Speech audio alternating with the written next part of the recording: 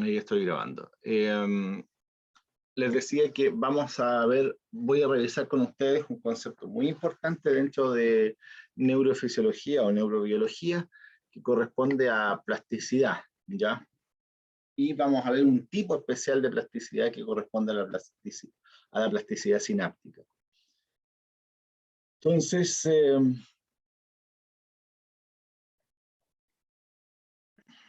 veamos. Algunas cosas generales. El objetivo de esta clase, entonces, es que usted comprenda los conceptos básicos que subyacen a plasticidad y enfocado fundamentalmente en plasticidad sináptica. La plasticidad es evidente durante el desarrollo de circuitos neuronales. Esto quiere decir que hay un periodo crítico también de máxima expresión de plasticidad. En encéfalo adulto también es posible observarla a una menor tasa, obviamente, que en este periodo crítico de crecimiento. Dentro del concepto de plasticidad están involucrados los aprendizajes nuevos, es decir, dado la plasticidad que tiene nuestro sistema nervioso y particularmente nuestro encéfalo, se hace posible el aprendizaje de nuevas habilidades, tanto motoras como cognitivas o sensitivas. Se pueden establecer memorias también, como vamos a ver más adelante, un circuito específico dentro de nuestro cerebro es capaz de dar cuenta de los fenómenos de nuevos aprendizajes y de nuevas memorias, o de establecer nuevas memorias, o de robustecer las memorias, o de consolidar las memorias. La plasticidad también nos otorga esta capacidad de responder a injurias, a responder a daño o anoxa exterior o medioambiental, lo cual hace que nuestro cerebro pueda, con algunos grados de plasticidad, ser capaz de restituir algunas funciones que pudiesen eventualmente estar dañadas. Obviamente, la plasticidad sigue una línea evolutiva, filo- y ontogenética muy apegada, es decir, hay seres vivos que tienen una enorme plasticidad del sistema nervioso, de manera de poder reconstruir o de recapitular circuitos prácticamente de nuevo. En cambio, en nosotros, los animales más superiores, y aquí están puestos dos casos en dos extremos probablemente, dentro de la filogenia. Uno es la plicia, que es un animal marino, ¿cierto?, que tiene un sistema nervioso muy primitivo, y un mamífero como el Macacus rhesus, y si uno se va un poquito más arriba, podríamos encontrarnos nosotros en esta cadena de extremos de plasticidad. Mientras el primero tiene una plasticidad bastante notable en términos de reconstrucción de un circuito, el segundo está en la vereda opuesta, es decir, tiene muy acotados márgenes para plasticidad, para responder, por ejemplo, a injurias, que es una cuestión que nosotros vemos muy a diario en nuestra clínica kinésica, ¿cierto? Aquellos que se vayan a dedicar a neurorehabilitación, por ejemplo, el concepto de plasticidad va a aparecer a cada instante, porque nosotros a través del ejercicio partimos de una premisa de que nuestro sistema nervioso es capaz de responder a daño o a injuria, ¿ya? En consecuencia, desde las babosas de mar o estas aplicias hasta los primates, la fuerza sináptica varía desde milisegundos hasta meses, ¿ya? produciendo modificaciones post-traduccionales de las proteínas y, en los casos de los efectos más duraderos, cambios en la expresión génica. Es decir, los cambios plásticos pueden ir desde cuestiones de órdenes de milisegundos hasta modificaciones que duran muchos meses. En consecuencia, usted entenderá ahora entonces que la plasticidad, ¿qué será? Y abro el micrófono para que puedan ustedes responder y formarse un concepto propio de plasticidad, más allá del que podamos definir acá. ¿Qué sería la plasticidad?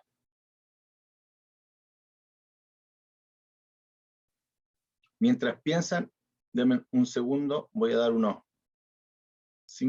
3 minutitos, voy a buscar mi cable, se me está descargando.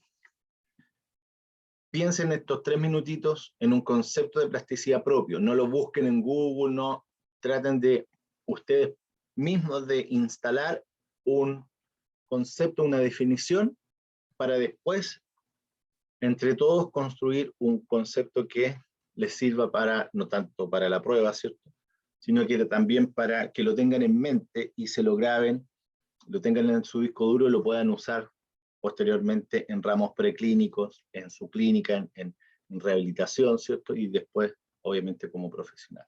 Voy igual.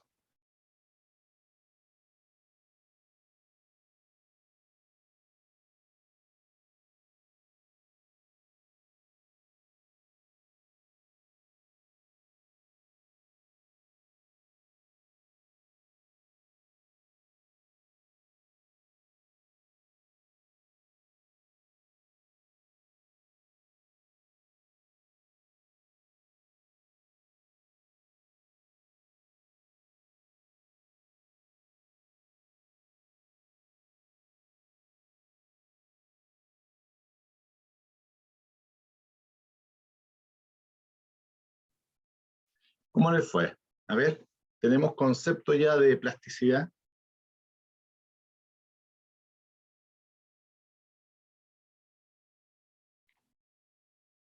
Profe, ¿Sí?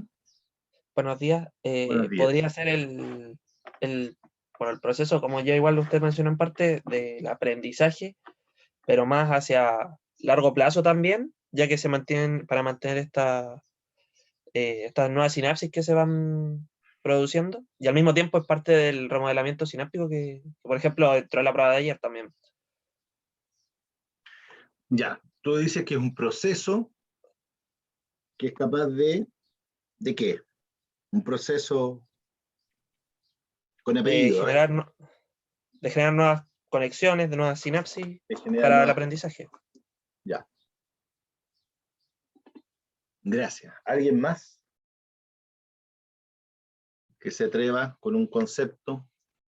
Están en la comodidad de su hogar, con cámaras apagadas, no tienen que pasar a la pizarra.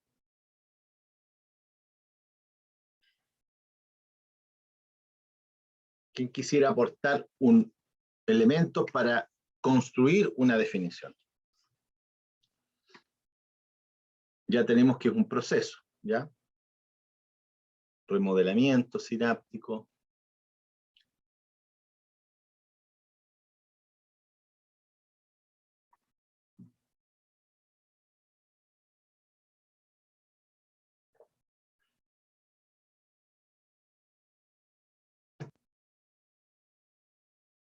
Bueno, el concepto de plasticidad es un concepto que nos habla de una capacidad. La capacidad que tiene nuestro sistema nervioso, y particularmente el sistema nervioso central al cual nos vamos a abocar en esta clase, de cambiar su conexionado en virtud de modificaciones o de respuestas a estrés medioambiental e incluso a estrés interno. Para bien o para mal, nuestro sistema es capaz de responder modificando su conexionado en virtud de esta fuerza externa o interna que es capaz de remodelar un circuito ya establecido. Y como vamos a ver durante la clase, hay distintos tipos de plasticidad o de neuroplasticidad, si usted lo quiere. Y esta plasticidad de nuestro sistema nos hace, en definitiva, modificar este circuito y en virtud de esa modificación responder a esta fuerza externa o interna que gatilla estos cambios. O sea, nuestro cerebro es un cerebro dinámico, de conexiones dinámicas, tiene un periodo, como dice acá, muy evidente durante el desarrollo, ya sea intrauterino o postnatal temprano, y después esto continúa, no es inmutable, ¿ya? Puede mutar, puede variar, en función de algunos estresores. Para nosotros, los kinesiólogos, particularmente es muy importante el estrés o el estresor reconocido como es el ejercicio físico. Aprender nuevas habilidades motoras. Andar en bicicleta, por ejemplo, cuando nosotros aprendimos a hacer eso en un periodo de nuestra vida, requirió de cierta plasticidad de nuestro cerebro. Aprender a caminar y nuevas habilidades que hemos incorporado desde el punto de vista motor, pero también desde el punto de vista cognitivo, ¿cierto?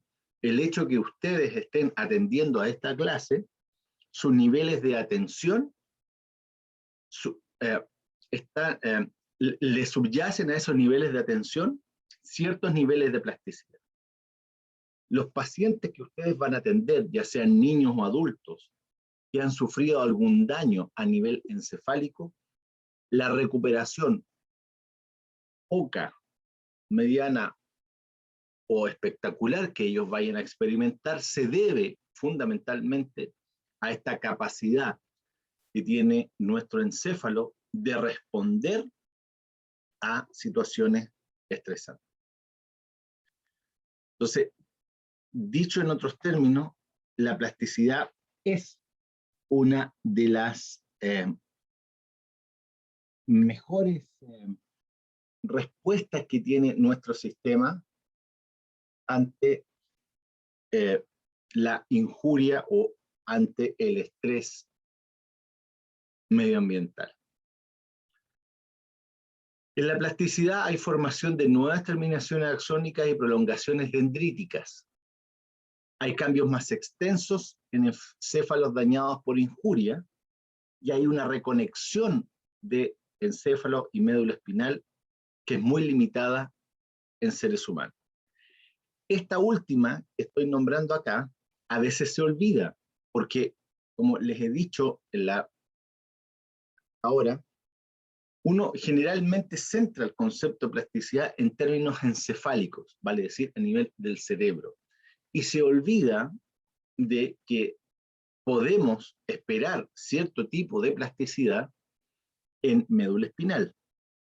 Obviamente, esta limitante de plasticidad en la médula espinal hace que nosotros, hasta la actualidad, no podamos contar con un tratamiento efectivo, reparador, curador o sanador de las injurias de médula espinal. Los pacientes que presentan daño medular importante, vale decir, secciones transversales completas, más allá de la contusión, es decir, hay ruptura de axones de la médula espinal, generalmente quedan confinados a inmovilidad de acuerdo al segmento en el cual el daño ocurre.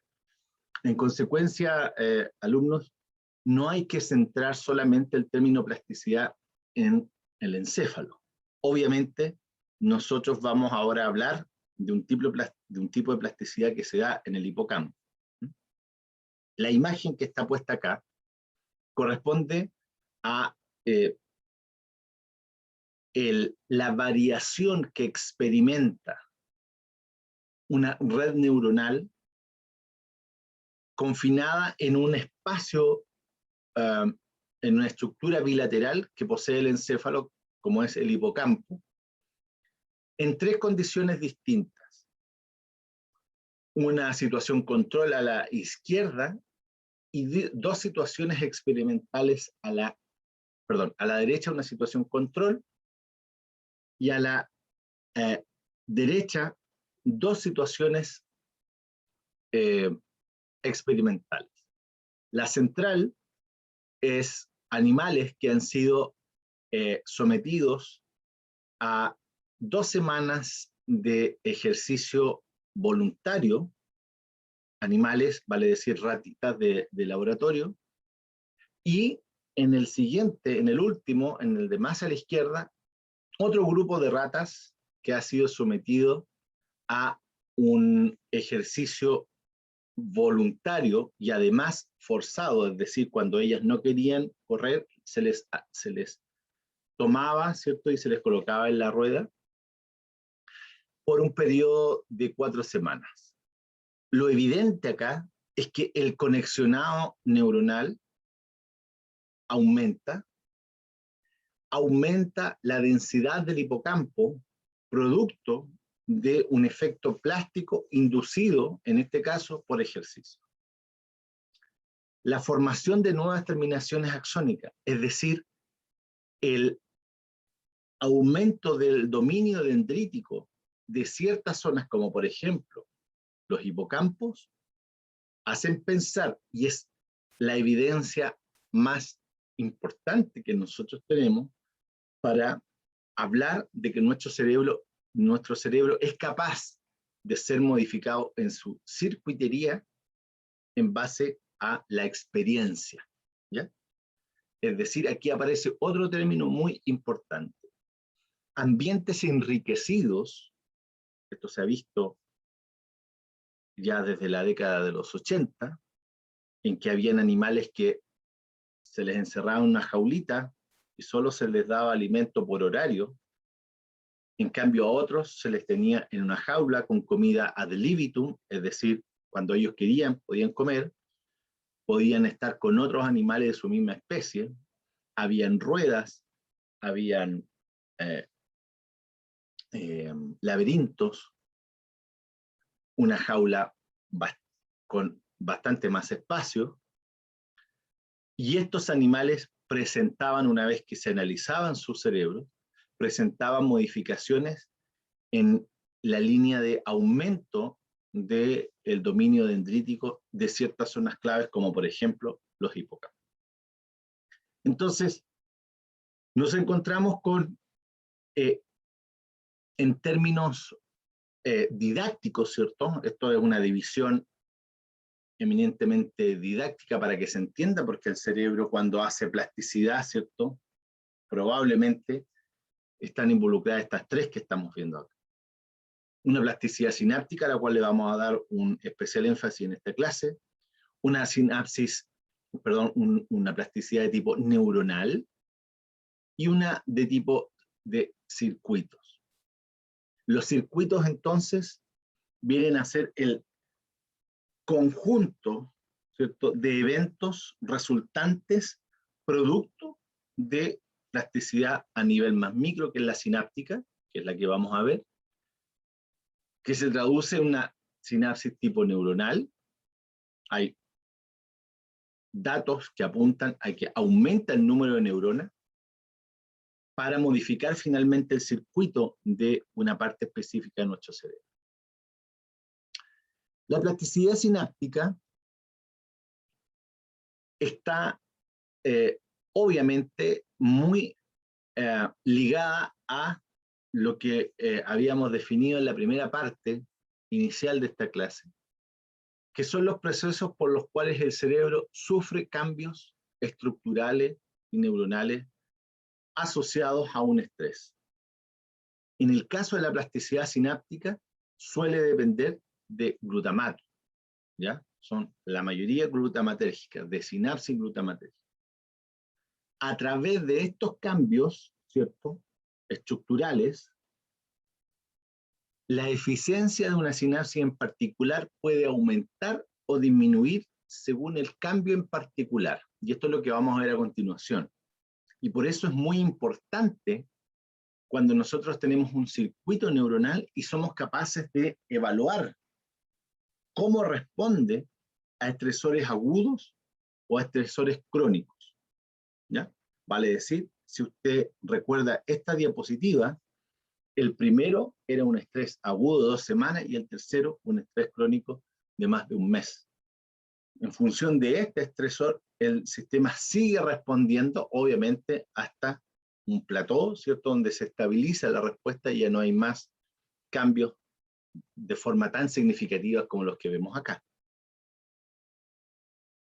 La eficacia de una sinapsis puede cambiar aumentando o disminuyendo la cantidad de un neurotransmisor liberado presinápticamente. Quise colocar este párrafo para recordarles la clase de transmisión o de neurotransmisión cuando vimos sinapsis químicas y eléctricas.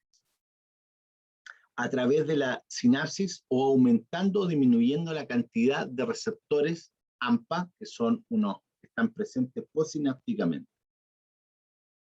Entonces, vamos a introducir con esto 2 tipos de plasticidades que se dan en el hipocampo y que subyacen a los procesos de memoria, que depende de un tipo de neurotransmisor como este y que hace que se libere más o menos neurotransmisor, en este caso glutamatérgico.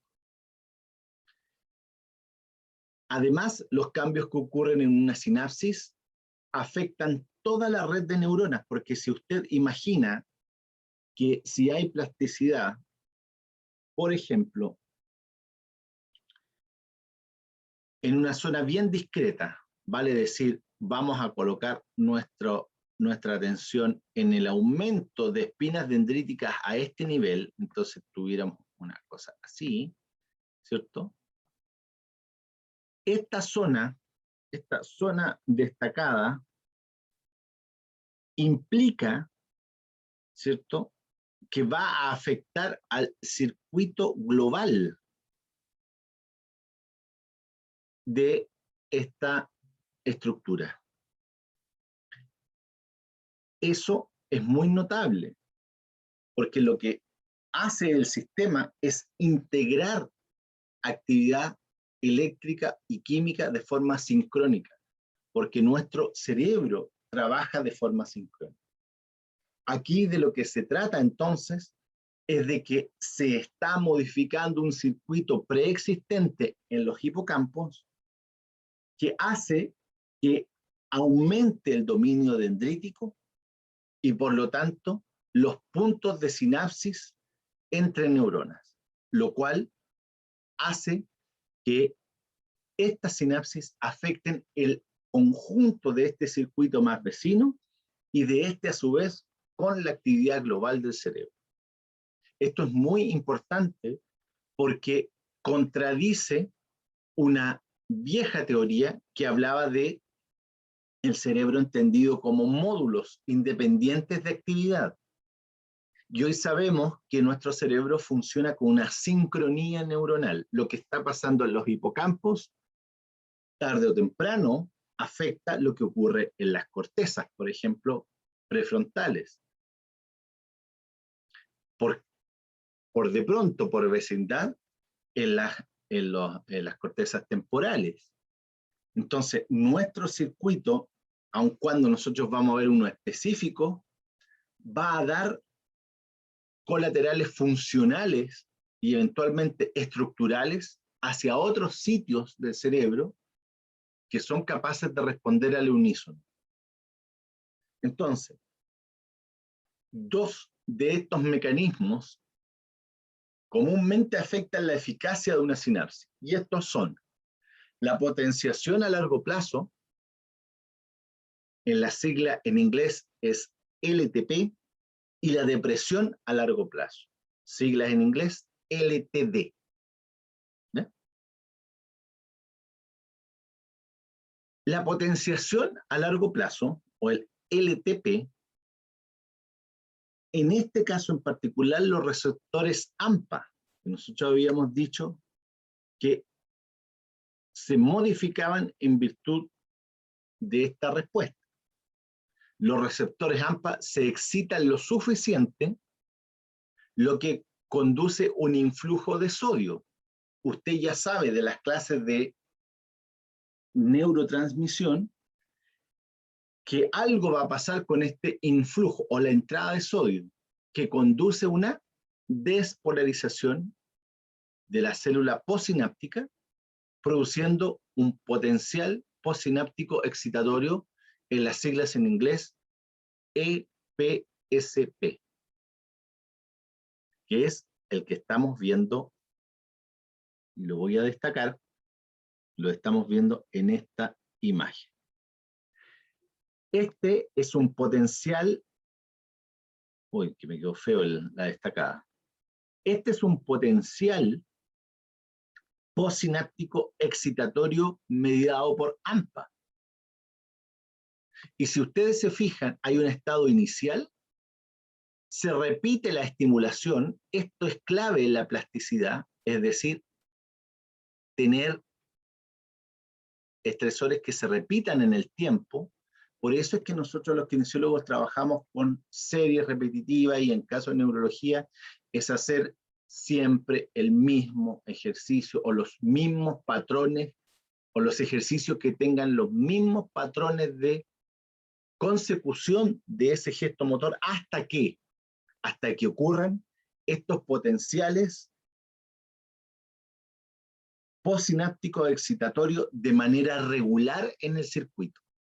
Para eso toma tiempo. Por ejemplo, en este caso, esto es un caso murino, ¿cierto? Visto en animales, en ratas o ratones, una estimulación repetida produce al cabo de una semana, con burst de trenes de excitación, produce cambios en la configuración de receptores postsinápticos, es decir, en el componente postsináptico de esta sinapsis. Se libera mayor cantidad de neurotransmisor, por lo cual requiere un ciclaje más espectacular de vesículas sinápticas, presinápticas, que ya lo habíamos visto cómo se formaban, y en consecuencia, este aumento de la unión de ligando con receptor mediado por AMPA, mediado por esta despolarización por sodio, hace que se produzca este potencial y aumente la señalización postsináptica de calcio. Este potencial excitatorio postsináptico libera el ion magnesio que bloquea un receptor que se llama NMDA o N-metil-D-aspartato y permite que una molécula de glutamato de calcio ingrese a la célula. Entonces, ya tenemos dos tipos de receptores involucrados en el proceso de potenciación a largo plazo o LTP. Por un lado, el AMPA y por el otro lado, NMDA. Ambos receptores entonces median este fenómeno de LTP o potenciación a largo plazo. Que dicho sea de paso, es un fenómeno que subyace a la conducta de aprendizaje. ¿Ya? Continuando entonces con la potenciación a largo plazo o LTP, aumenta la concentración de calcio intracelular, se activan unas proteínas quinasas, todo esto es río abajo de lo que ocurre una vez que se ha unido el ligando con el receptor. Se activan las proteínas quinasas como la proteína quinasa 2 dependiente de calcio, calmodulina o CAM-K2, y la proteína quinasa C o PKC. La activación de estas dos proteínas permite que prosigan dos mecanismos principales de LTP. Por un lado, este que voy a destacar acá, la fosforilación de los receptores AMPA o AMPA-R, para la R es de receptor, aumentando así la sensibilidad por el ligando y aumento de AMPA receptores postsinápticos debido a la actividad quinasa. Esto robustece el sistema y hace que esto se potencie en el tiempo. De ahí que esto continúa o se denomina potenciación a largo plazo. La potenciación a largo plazo tiene una fase tardía. Habíamos visto lo que ocurre a nivel inicial. En la fase tardía, los cambios sinápticos que comenzaron en la fase temprana continúan y dependen de la expresión génica y de síntesis de proteínas. Por eso esto es lento. Esta potenciación a largo plazo, en el caso de robustecer memorias, o en el caso de LTP para robustecer gestos motores, por ejemplo, se ven a muy largo plazo, porque requiere de expresión génica y de síntesis de proteínas.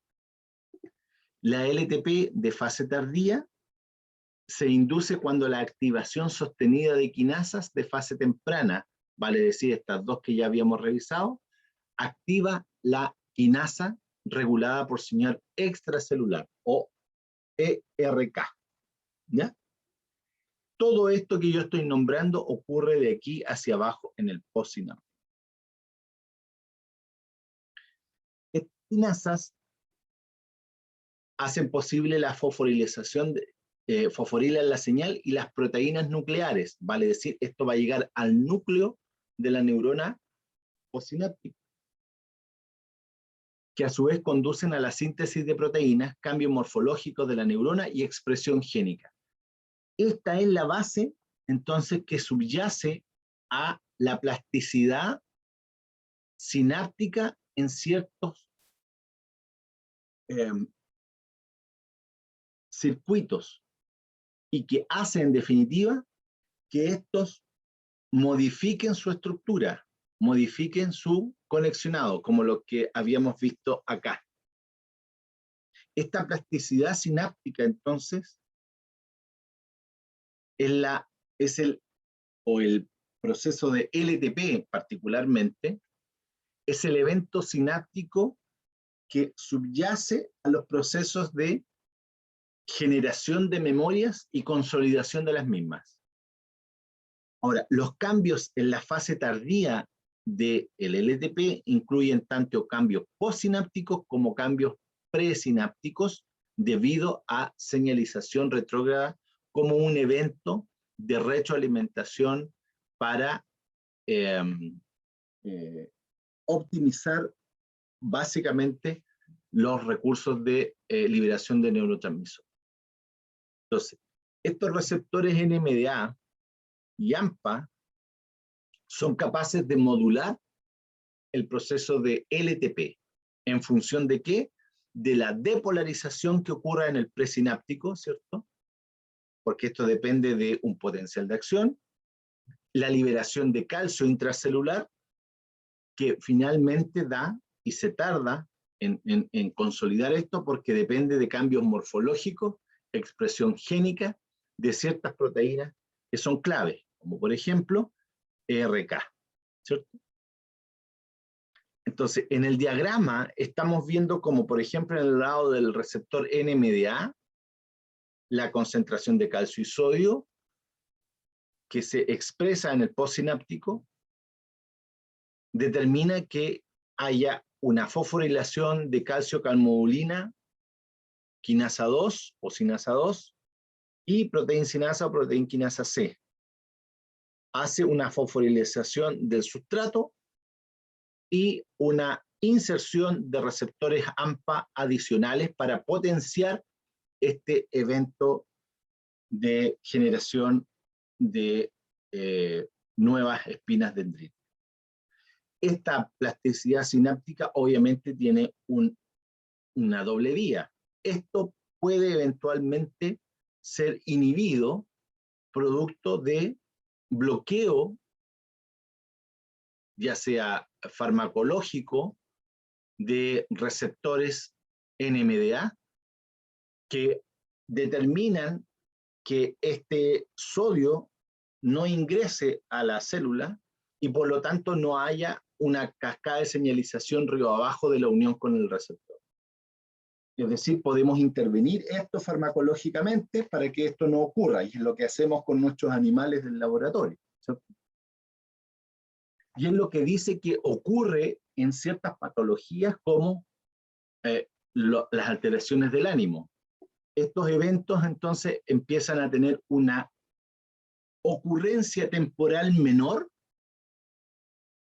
que un sujeto sin la patología en cuestión. Por ejemplo, los estados depresivos determinan que toda esta espina dendrítica no funcione y por lo tanto, si no funciona, termina por desaparecer y hay una espina menos en el concierto de este aumento del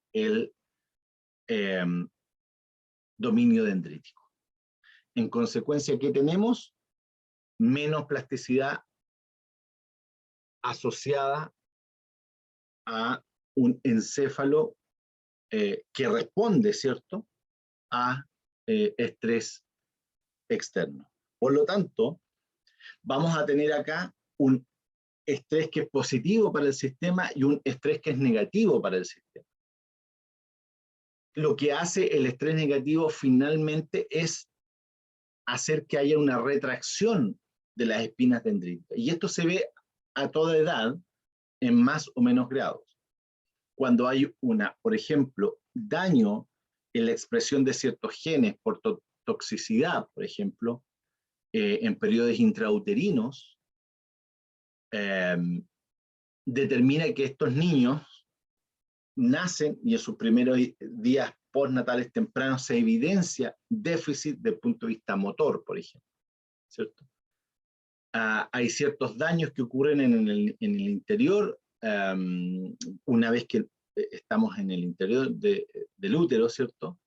Estos sujetos experimentan cierta poda neuronal y una de las cosas que se ve afectada es, por lo tanto, es la potenciación a largo plazo o este LTP.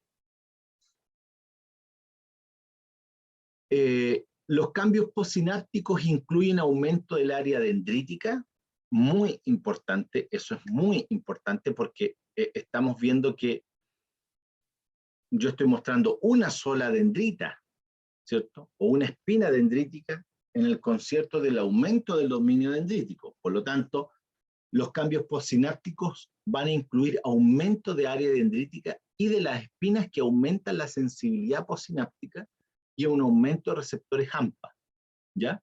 Recuerden que los receptores AMPA se producen por una inserción de receptores mediada a la fosforilación de un sustrato, que a su vez depende de la fosforilación de calcio-calmodulina y de proteína C-quinasa. Entonces, para que estos se inserten en la membrana, requiere de modificaciones génicas y de expresión proteica post-sináptico, que a su vez depende de estimulación repetitiva. Los cambios presinápticos se basan en la señalización retrógrada, que incluyen un aumento de esta proteína presináptica, que es la sinaptotacmina, que ayuda en la unión y liberación de vesículas. ¿Se acuerdan ustedes que había todo un ciclaje de vesículas sinápticas que tenía que finalmente terminar con una exocitosis del sustrato, que ayuda en la unión y liberación de vesículas de neurotransmisores de la membrana presináptica? Esto ya lo habíamos visto anteriormente, por eso lo paso más rápido, y un aumento en el número total de vesículas de neurotransmisores presinápticos. La sinaptotacmina, entonces, a nivel presináptico, determina un aumento en el número total de vesículas de neurotransmisores presinápticos. Estos cambios que ocurren tanto en las neuronas presinápticas, la que está señalando acá, la presináptica, como en la neurona postsináptica, son los mecanismos que subyacen al aprendizaje y, para bien o para mal, a la adicción. ¿Ya? Hay una memoria entonces que es capaz de recordar, en el caso de la adicción, los umbrales de excitación o de LTP o de potenciales postsinápticos excitatorios que responden a una cierta a un cierto estrés. El aprendizaje cognitivo, el que ustedes están haciendo en estos momentos, el que hicieron ayer resolviendo la prueba, en el que van a hacer durante estos 5 años, determina que su cerebro cambie en función mediado, ¿qué cosa? Cambios estructurales a nivel de ciertos circuitos. Y por lo tanto, como el circuito está inserto en un conjunto más grande de redes neuronales, por lo tanto, afecta todo su encéfalo. Lo mismo ocurre en el caso de las adicciones. En el caso de las adicciones, entonces, hay una modificación del LTP y cada vez la sustancia adictiva requiere de mayores dosis para producir un efecto placentero. Y eso, en definitiva, termina con agotar el sistema y llega un momento en que los sujetos ya no responden a la sustancia, requiriendo obviamente mayores dosis, pero también hay un agotamiento del sistema, produciendo que estos LTP sean de menor cuantía y tengan una ocurrencia temporal más o diferente al sujeto control. En términos de aprendizaje, los aprendizajes motores robustecen, los aprendizajes cognitivos robustecen el sistema, no los dañan, a diferencia de los fenómenos adictivos. ¿Ya? Mientras más nociva sea la sustancia, mientras más interferencia tenga con la química neuronal, la pasada de cuenta es mucho mayor, ¿no? En términos estructurales. Ahora vamos a ver la depresión a largo plazo. Si usted recuerda bien, eran 2 eventos los que teníamos que afectaban la eficacia de una sinapsis. Por un lado teníamos la potenciación a largo plazo, ahora vamos a ver la depresión a largo plazo. Y la depresión a largo plazo depende de las cascadas bioquímicas dentro de las neuronas. A diferencia de la potenciación a largo plazo, la depresión a largo plazo disminuye la eficacia de una sinapsis. Mientras la primera la potencia, esta la disminuye. Y se ha observado en ciertas estructuras de nuestro cerebro. Cerebelo, probablemente involucrado en aprendizaje motor, aunque el cerebelo también está involucrado en aprendizaje cognitivo. En los hipocampos, posiblemente involucrado en el deterioro de la memoria, y en la corteza visual y en la corteza prefrontal. La potenciación, perdón, el LTD, generalmente el mecanismo procede debido a estímulos de baja frecuencia, a diferencia de los estímulos a alta frecuencia que se producen en el ETP. Y un lento aumento de calcio postsináptico. En el hipocampo, las concentraciones de calcio por debajo del nivel umbral conduce a una activación de fosfatasas que desfosforilan los AMP, perdón, los AMPA, los receptores AMPA. Por lo tanto, acá lo que tenemos es un efecto contrario. ¿Se acuerdan que lo que hacía es que se fosforilaban los AMPA producto de lo que estaba ocurriendo acá, de esta inserción de receptores AMPA adicionales a los NMDA para potenciar este efecto? En cambio acá, en el LTD, en el mismo hipocampo, hay una desfosforilación y por lo tanto quedan inactivos, provocando su internalización. Ya no salen, ya no se van a exponer a la membrana, sino que se internan. ¿Ya? Es el efecto contrario. lo que hace que la sensibilidad total de la sinapsis disminuya. En el caso del cerebelo, el LTD conduce a una fosforilación de los receptores AMPA, que a su vez conduce a una internalización de receptores AMPA que disminuye la eficacia total de la sinapsis, por un proceso más o menos parecido al que ocurre en el hipocampo. Entonces acá tenemos la fibrosmosis del el cerebelo, por ejemplo, y vemos que la internación o el aumento de la sensibilidad por AMPA y NMDA disminuye en el caso del LTD. Hay menos exposición, menos migración de receptores AMPA y de un receptor muy importante, especialmente para estados depresivos o adictivos, que es el receptor de kainato. Entonces, además, ocurre que hay una inhibición por parte del mismo sistema a nivel postsináptico y hay una menor sensibilidad a la sinapsis y por lo tanto disminuye la respuesta y por eso es una depresión a largo plazo. Estos procesos que acabamos de ver, disculpen, voy a hacer un alto porque voy a hacer un par de preguntas que me gustaría.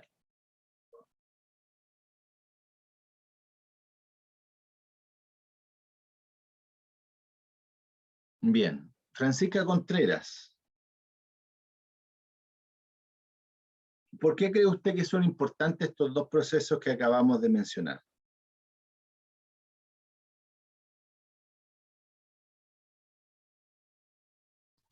Los de largo plazo y los de depresión. Los de potenciación y depresión a Sí. largo plazo, LTP y LTD respectivamente. Son importantes porque ayudan como a controlar, ¿cómo se puede decir?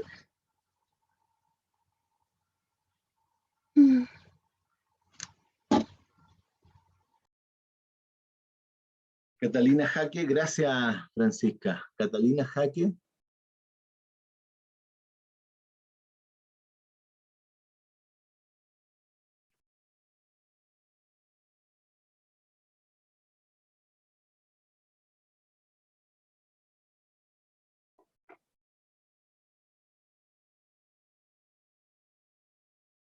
Ok.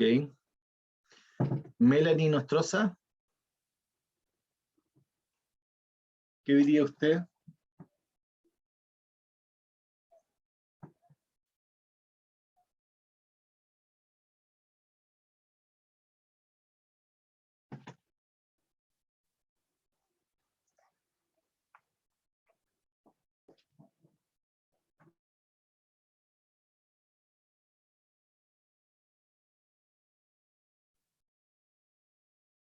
Diego Faúndez, cuénteme, a ver. Profe, ¿se escucha? Sí, yo lo escucho bien. Es que los dos mecanismos son como regulatorios Ya. y sobre todo yo diría el que es a largo plazo sirve para hacer rehabilitaciones también en cuanto a farmacología en pacientes que puede que tengan algún daño en alguna extremidad o algo así y ayudar a que fortalezcan las conexiones sinápticas en el brazo, por ejemplo, si pierden la mano aumentar las conexiones, por ejemplo, para mejorar la precisión del codo o del antebrazo. Ya, estamos un poco lejos de eso, de hablar de eso todavía, porque estamos insertos en plasticidad sináptica, estamos viendo lo que ocurre a nivel de la sinapsis, ¿ya? Y como habíamos mencionado anteriormente, los tipos de plasticidad para efectos didácticos pueden dividirse en plasticidad sináptica, neuronal y circuital, o de circuito, ¿cierto? Para que ocurra lo que usted acaba de mencionar, es un evento que depende de la creación de nuevos circuitos que reemplacen a otros que estén dañados, ¿cierto? Y obviamente a nivel del ser humano, del Homo sapiens, esta capacidad de responder a injuria o a daño es tremendamente limitada, ¿ya?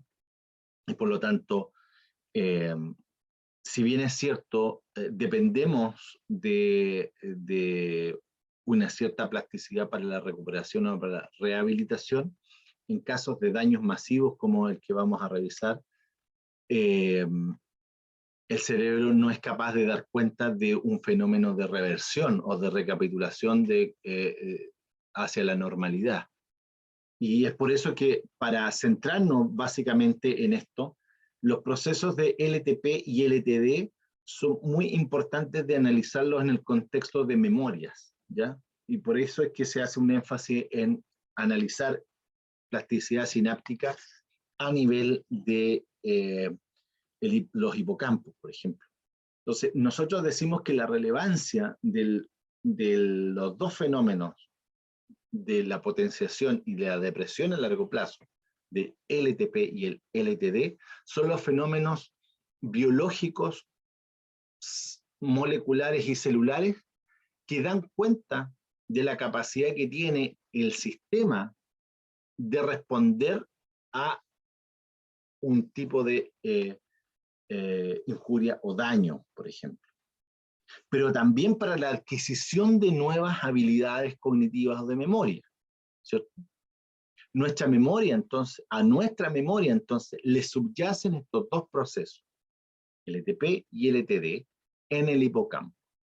Si yo les preguntara a ustedes, ¿cuál es el sustrato neurobiológico que sustenta, entonces, nuestra capacidad de aprender nuevas habilidades, particularmente habilidades cognitivas de memoria? La respuesta es básicamente esta. Los fenómenos de LTP y LTD que se manifiestan con importantes características a nivel de los hipocampos. No es exclusivo de los hipocampos, pero hay un estudio bastante más acabado en esta zona, puesto que se realizan con mayor frecuencia, siempre tienen unos resultados bastante más notorios que en otros circuitos. Bien, hecho ese alcance,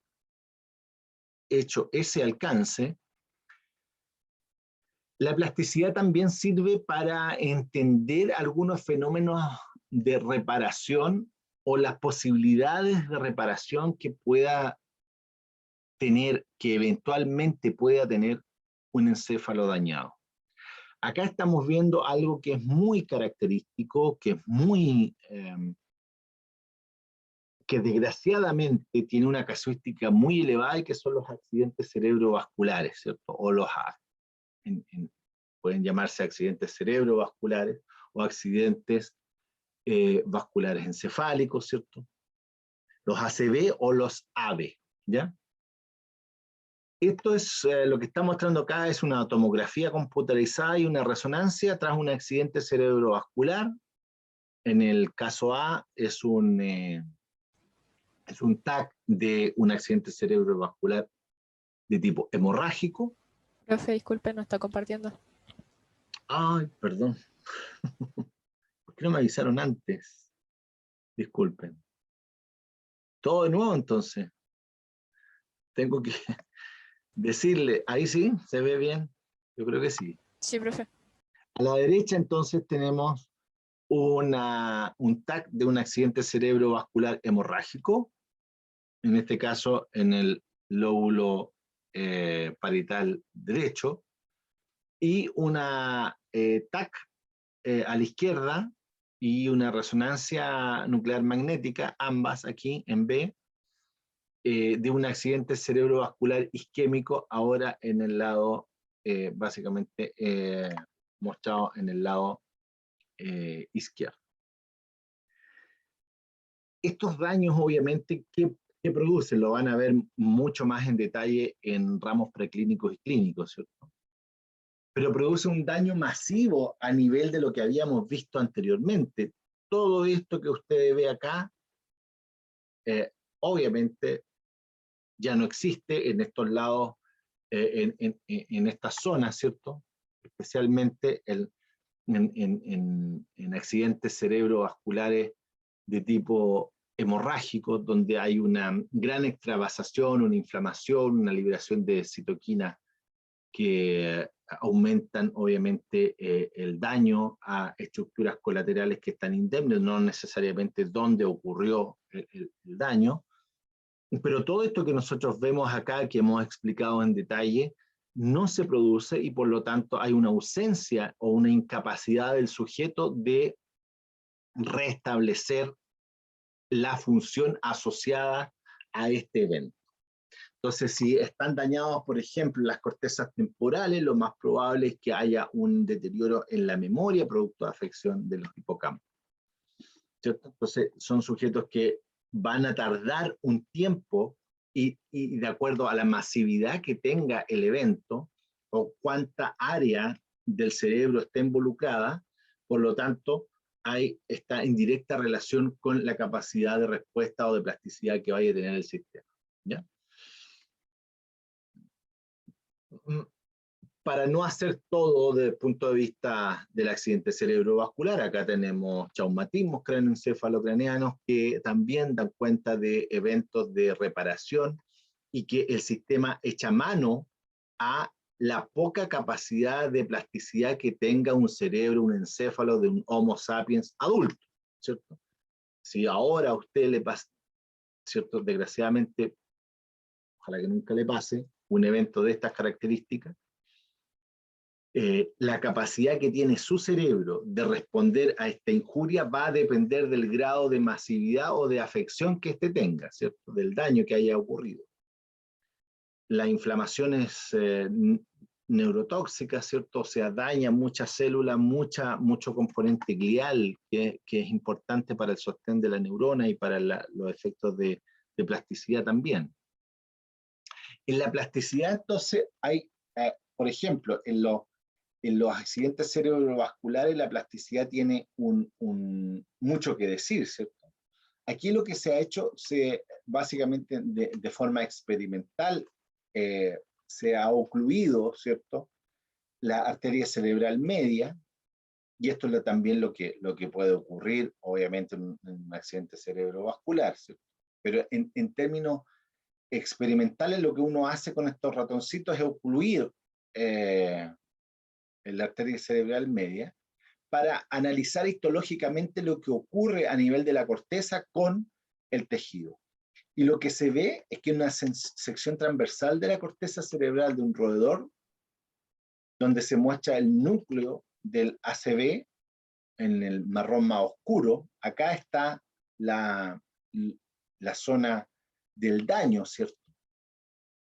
Y la zona de penumbra o marrón claro, ¿cierto? Que es lo que está mostrando acá. En la penumbra el flujo sanguíneo puede restituirse por otros sistemas de la arteria que no fueron bloqueados por el ACV, plasticidad, ¿cierto?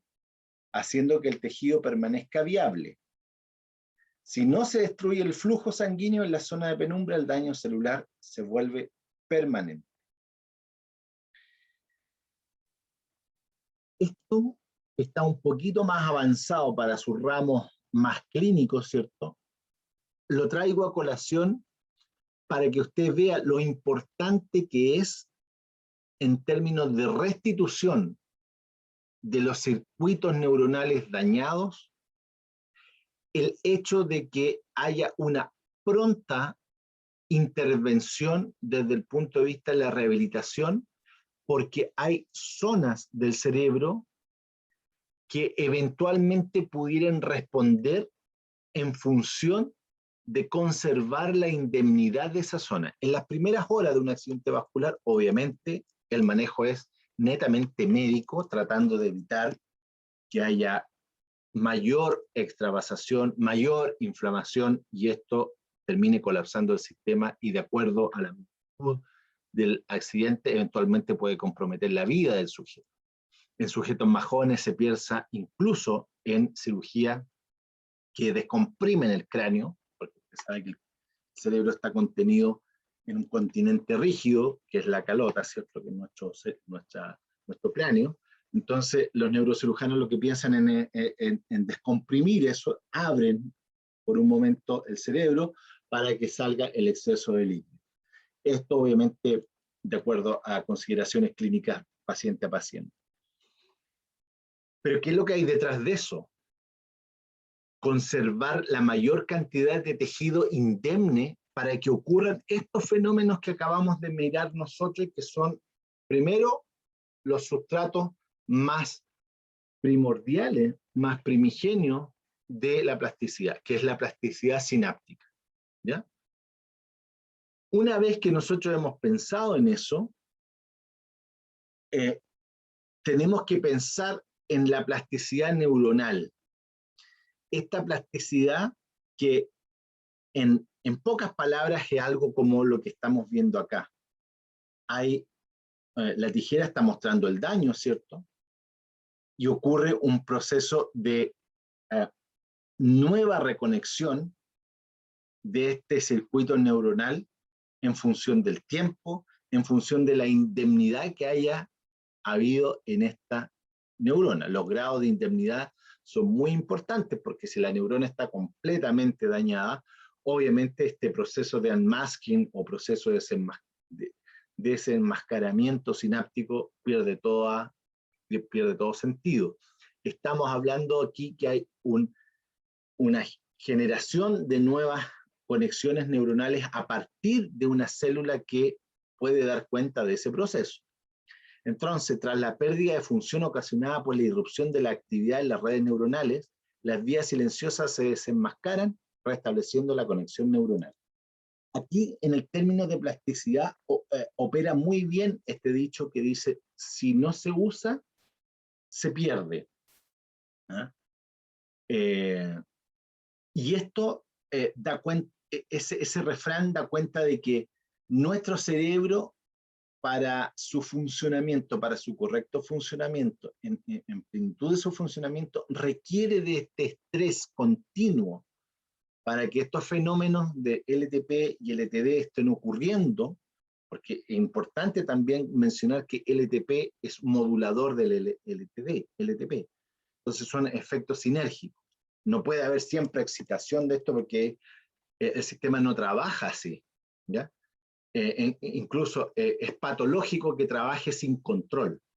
Entonces, cuando nosotros hablamos de plasticidad, también nos estamos refiriendo, la tijera puede ser un daño, puede ser una injuria, ¿cierto? Como la que hemos visto, pero también puede ser desuso de la neurona, de ciertos circuitos neuronales.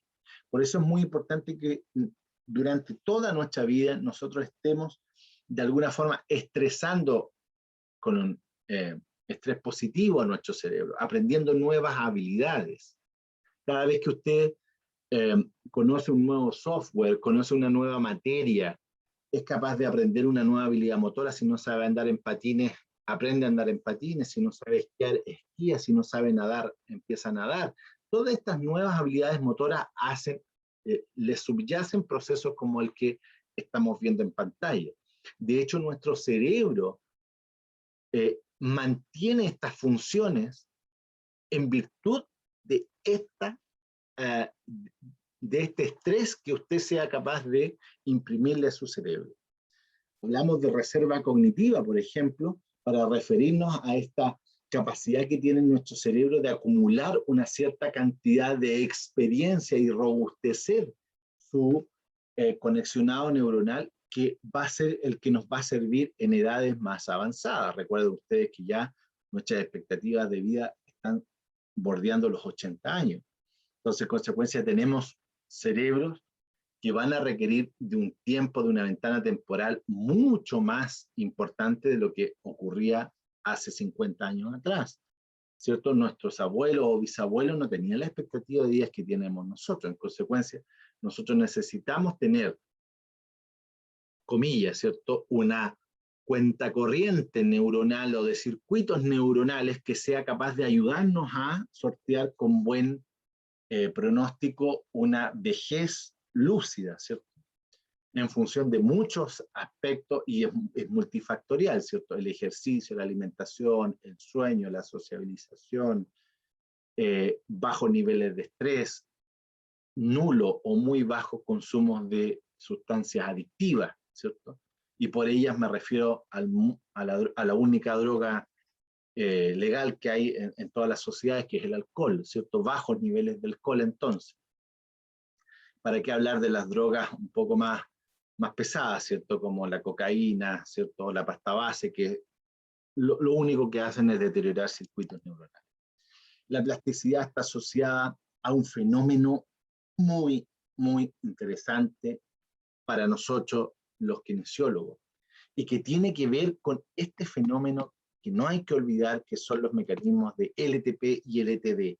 Lo que yo estoy hablando ahora, lo que vamos a ver ahora, depende en gran medida de la indemnidad del sistema y de la capacidad que tenga el sistema ahora de ser probado bajo estrés y que dé cuenta de plasticidad sináptica.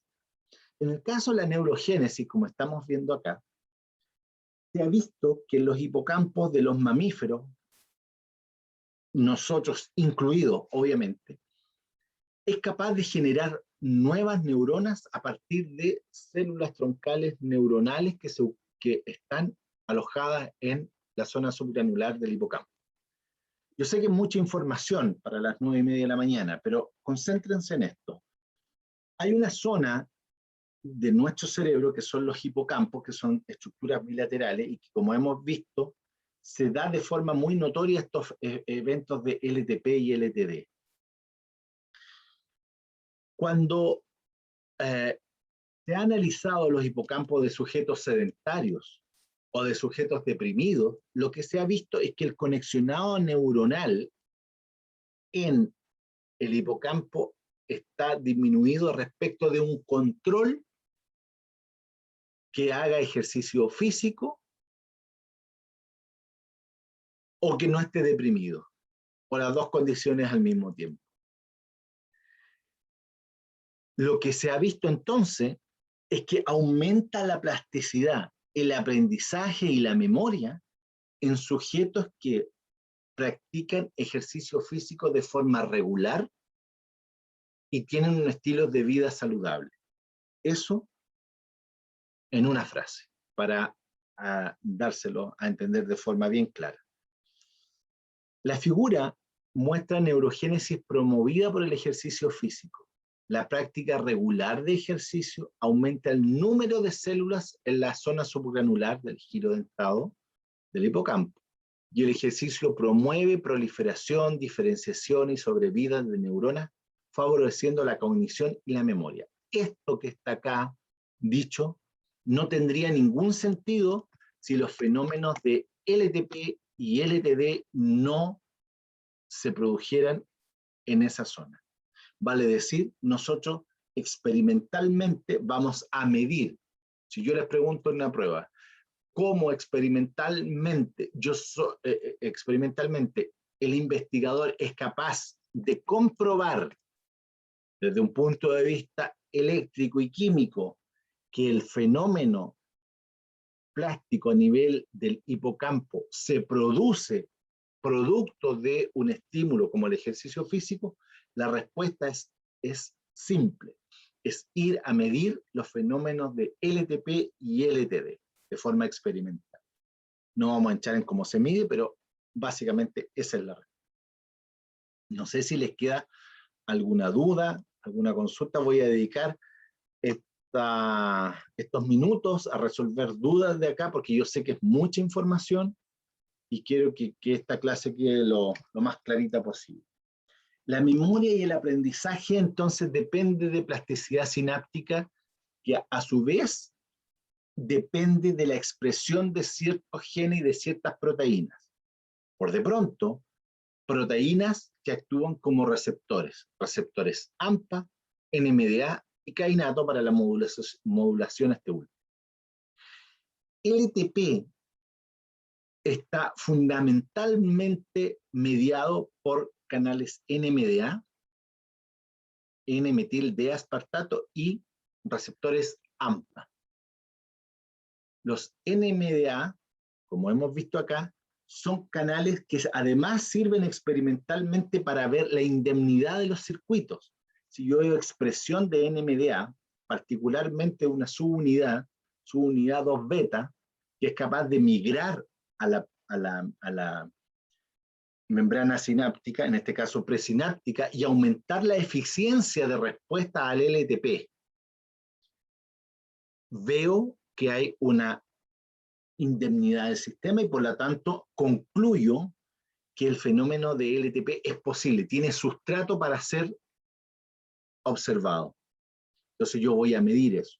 Si por algún motivo yo elimino, bloqueo los canales NMDA, por lo tanto, obviamente, no voy a tener la expresión de ciertas proteínas que me van a dar cuenta del fenómeno de LTP. Por su parte, si yo quiero abolir el fenómeno regulatorio de todo esto, que es el fenómeno de LTD, no solamente tengo la posibilidad de ir a bloquear canales NMDA, también de kainato, y soy capaz de producir una abolición de este fenómeno. Y estos animales de experimentación, por lo general, no son capaces de procesar nueva información y por lo tanto son incapaces de generar nuevas memorias asociadas. Y como la retracción, y mientras más perdura este efecto, va a pasar esto que dice el refrán, que si no se usa se pierde. Entonces, si no se está usando este circuito, finalmente tiende a haber una retracción de espinas dendríticas, por lo tanto, menos dominio dendrítico, menos posibilidad de conexionado neuronal, y este sistema termina por, eventualmente, a largo plazo, quedar afuncional, ¿cierto? Queda con una función muy disminuida. Quiero que les quede muy claro los fenómenos plásticos que hemos visto acá, pero también que es una parte de la plasticidad, no es todo, ¿cierto? Tenemos una plasticidad sináptica, una plasticidad neuronal, vale decir, la neurona es capaz de generar nuevas conexiones neuronales, y una plasticidad de circuito. Este circuito se robustece, se hace más rico en conexionado neuronal, a mayor cantidad de espinas dendríticas, mayor es la capacidad de funcionamiento sincrónico también con otros circuitos vecinos del encéfalo. Pero vimos un tipo de plasticidad muy especial y que es la neurogénesis, que es la generación de nuevas neuronas a partir de células troncales neurales, que son células madre que están alojadas en la zona subventricular del giro dentado del hipocampo. Estas células tienen una condición que se llama de quiescencia, vale decir, están en estado G0 del ciclo celular y responden a estrés medioambiental que las saca de G0, las deja en G1 y de ahí sigue su ciclo celular para que haya proliferación de nuevas, de estas células, haya diferenciación, se diferencien hacia neuronas y haya establecimiento de nuevas neuronas en este circuito. Es lo que le ocurre a los pacientes depresivos que les hacemos ejercicio, es lo que le ocurre a los animales que tienen Alzheimer, por ejemplo, transgénicos, con los que trabajamos en el laboratorio. Nosotros tenemos animales transgénicos que se comportan y tienen toda la base genética de un ratón con Alzheimer, o un ratón con Alzheimer, y experimentalmente nosotros somos capaces de revertir ese fenotipo usando aproximaciones farmacológicas y usando ejercicio. Los animales a los cuales nosotros los sometemos a ejercicio, en una rueda sin fin, por ejemplo, les damos alimento ad libitum, lo tenemos en un ambiente enriquecido, a estos animales que son transgénicos para Alzheimer, mejoran su performance o su rendimiento cognitivo una vez que nosotros le hacemos pruebas de laberinto, por ejemplo, o de water maze, que es ubicar una plataforma para que no se ahogue.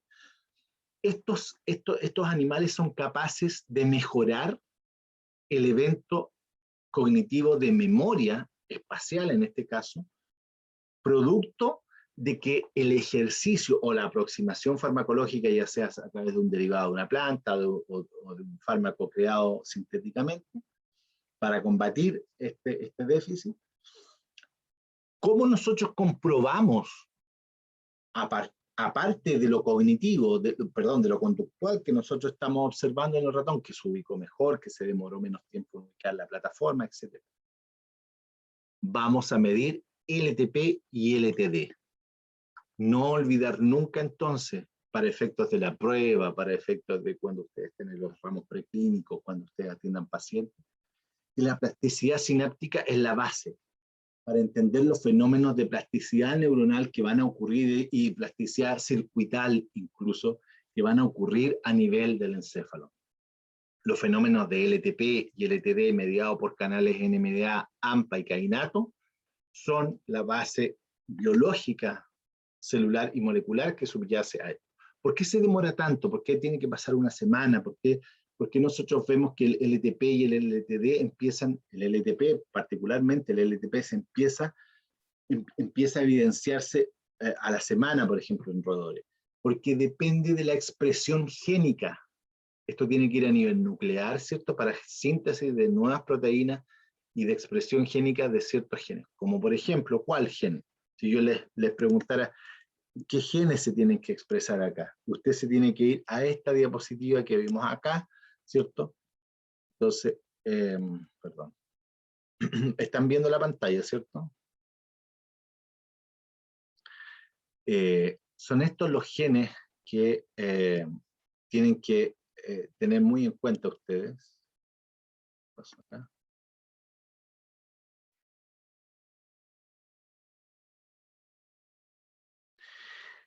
Por ejemplo, calmodulina, calciocalmodulina, PKC, porque van a fosforilar el sustrato y van a producir la inserción de receptores AMPA en la superficie de la espina postsináptica. Estos fenómenos plásticos a nivel del presináptico y del postsináptico son los que explican de alguna manera los fenómenos de memoria y aprendizaje. Dudas, consultas.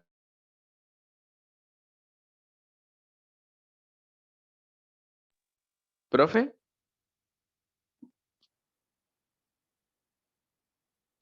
¿Se escucha? Sí, dime, perdón, estaba yo muteado. Dime nomás.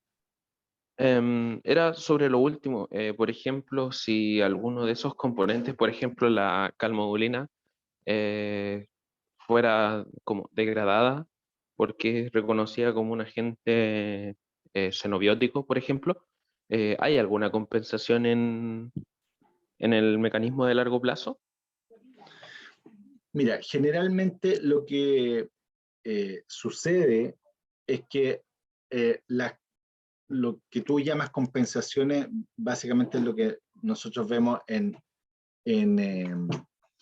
el laboratorio como restitución de los fenómenos de LTP. Nosotros en el laboratorio lo que tratamos de visualizar es ver estos dos tipos de plasticidad sináptica, tanto el LTP como el LTD, entendiendo que son los dos fenómenos que nos dan cuenta de la memoria y el aprendizaje. Entonces, cuando hay abolición de estos, nosotros volvemos a estimular esa zona, y si no hay respuesta, nosotros entendemos que hay fallas en la expresión de ciertos genes, ¿cierto? Como los que te acabo de nombrar. Nosotros vemos, como había dicho anteriormente, la indemnidad del sistema la medimos a través de la expresión de canales NMDA, entendiendo, como mostré en la clase, que el canal NMDA es el que favorece la entrada de las concentraciones de calcio para que finalmente esta depolarización resulte en la exposición o en la migración de receptores AMPA. Una vez que esto ocurre, nosotros medimos potenciales excitatorios postsinápticos. Si esto ocurre, este evento eléctrico ocurre, nosotros decimos, con ciertos valores obvios de normalidad, nosotros decimos que el sistema está indemne. Si esto no ocurre, asociamos esto a desperfectos o a alteraciones, ya sea arriba o abajo de la unión del receptor glutamatérgico, del receptor con, del sustrato con el receptor, o la imposibilidad de generar, o perdón, de expresar ciertos genes a nivel nuclear del postsináptico. No sé si con eso contesto tu pregunta.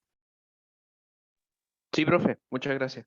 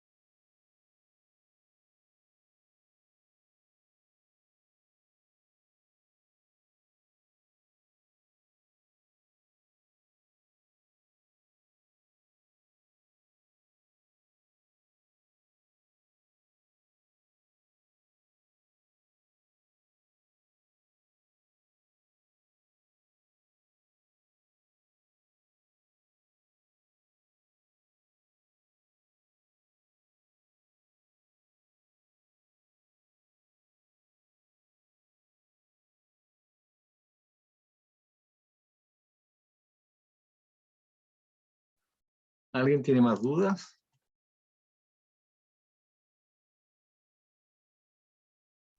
Creo que no, profe.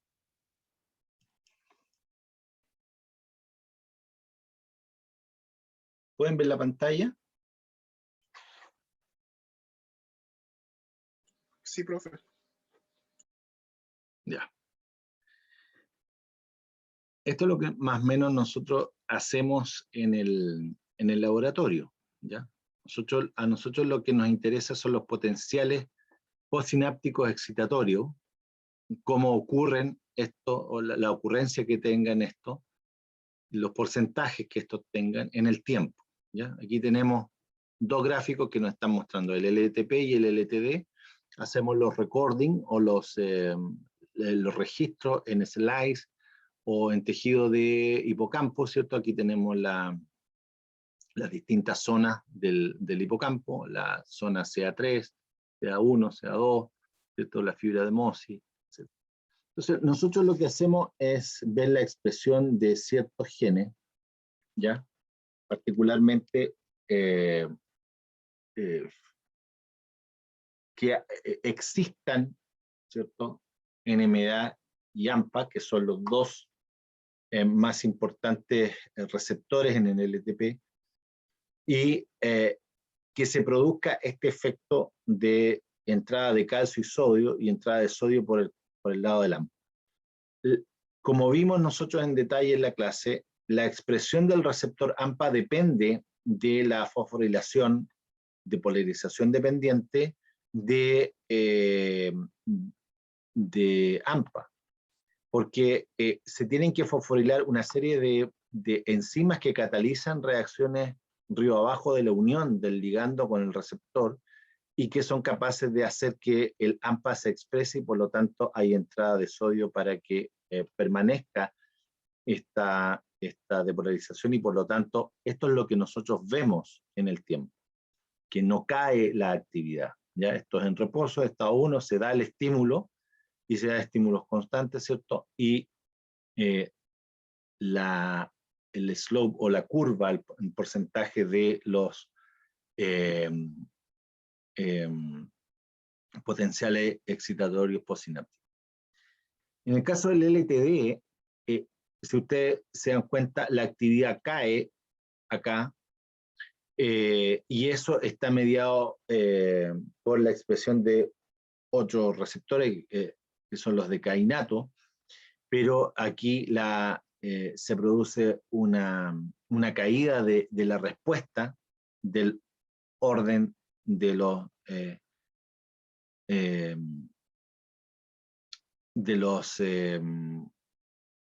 potenciales excitatorios postsinápticos.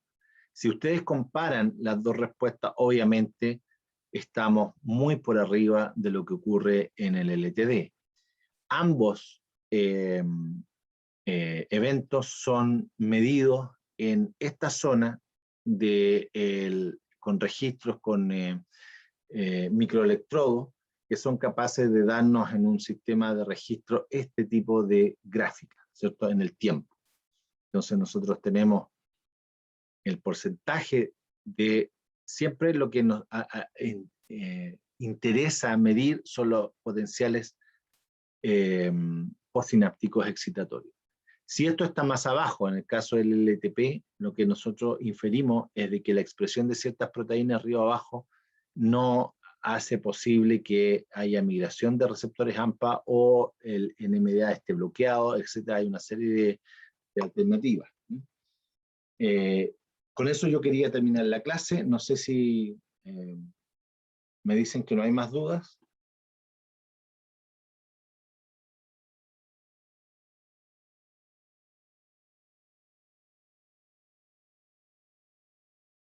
Ok, espero que haya sido lo más clara esta clase. Esta materia obviamente entra en la PEP número 3 ya. ¿No estamos? Sí, PEP número 3. No sé si hay alumnos que se quieran quedar a conversar conmigo. Fernanda, a lo mejor hay algunas cosas que conversar o no.